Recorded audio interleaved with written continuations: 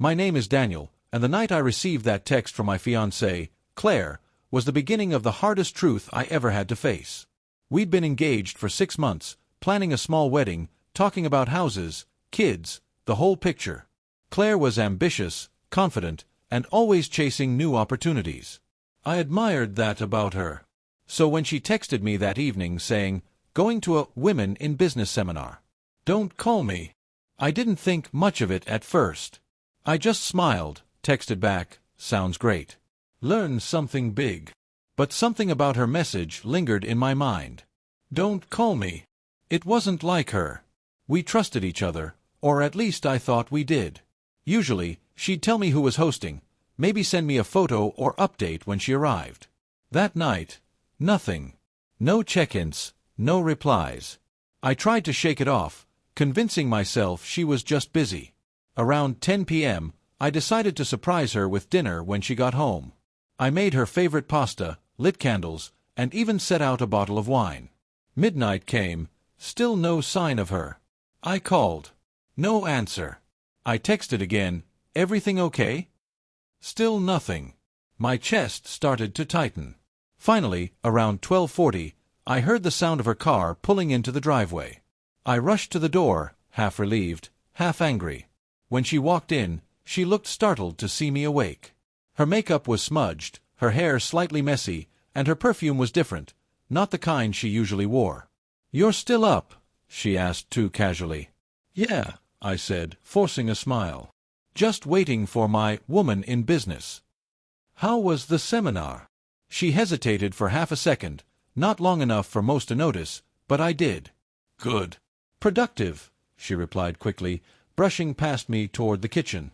I followed her. "Who organized it?" I asked. The Chamber of Commerce, I think," she said. Her tone was steady, but she avoided eye contact. Something in me knew she was lying. I didn't push that night. Instead, I quietly looked into the seminar the next morning. There was no women in business event in town, not even nearby. I even checked neighboring cities. Nothing. My stomach dropped. I waited until the weekend, pretending everything was fine, but the distance between us grew heavier. Then one night, as she showered, her phone buzzed on the couch. A message preview flashed on the screen. "Last night was amazing. I can't stop thinking about you." I froze. My world blurred. My hands shook as I picked up the phone. The message was from a contact saved as T.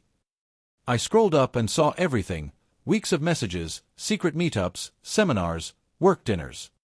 My chest burned as I read her words she once said to me, now meant for someone else. When she walked out of the bathroom, towel wrapped around her hair, she saw me holding her phone. Her face turned pale. "Daniel," she whispered. I looked at her, the woman I had planned to marry, the woman I had trusted with everything, and said quietly, "Was he at your seminar, Claire?" Tears filled her eyes. "It's not what you think," she said weakly. I almost laughed at the cliché. "You're right," I replied coldly. "It's worse." She broke down, sobbing, saying it was a mistake, that it only happened a few times, that she didn't mean for it to go that far. I listened in silence. Then I said, "You told me not to call you. You didn't want to be disturbed while destroying what we built." She begged me to stay, to talk, to forgive. But something inside me had already shut down. I packed a small bag, took off the ring from my finger, and placed it on the kitchen counter. "If you ever loved me," I said, "you'll let me go without another lie." For weeks, I felt empty, a ghost of myself. I replayed every memory, every conversation, wondering when she stopped choosing me. I blamed myself, too. Maybe I was too focused on work, too comfortable, too trusting. But one night, while walking along the river where I once planned to propose, I realized something. Her betrayal didn't define my worth. It revealed hers. Months passed. I moved to a new city, took on a promotion, and started therapy. Slowly, the pain dulled, replaced by quiet strength. One day, I received an email from her. The subject line read, "I'm sorry." I didn't open it. Some stories don't need endings, they just need closure. Looking back, I think about that night often, the text that started it all. "Don't call me." I see now that it wasn't just about a phone call. It was a warning, a small, cruel glimpse into a truth I wasn't ready to face. But I'm glad I did. Because sometimes, losing the person you thought you couldn't live without is the only way to find the person you were meant to become.